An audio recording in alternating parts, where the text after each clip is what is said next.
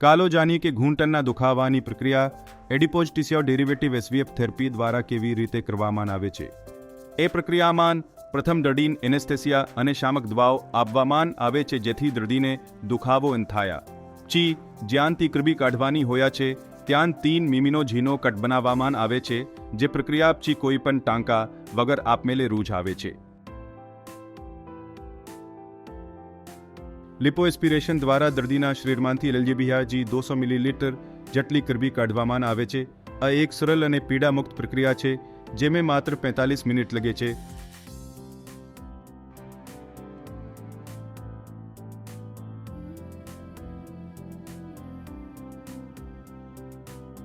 આના પછી કૃમિને આગલા પગલા માટે ઓંટમાં હાજર સેલ પ્રોસેસિંગ ચેમ્બરમાં લઈ જવામાં આવે છે।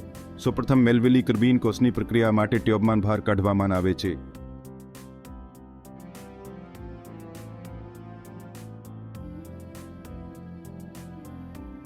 આને પછી પેટન્ટ પ્રક્રિયાના પ્રથમ પગલામાં સેન્ટ્રીફ્યુજ કરવામાં આવે છે।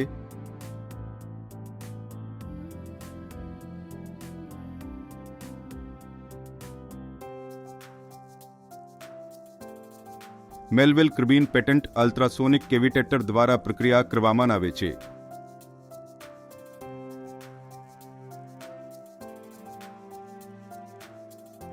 અંતિમ તબક્કામાં તે ગાલન પ્રક્રિયામાંથી પસાર થયા છે। સેલ પ્રોસેસિંગની સમગ્ર પ્રક્રિયા LGBHG 40 મિનિટ લે છે।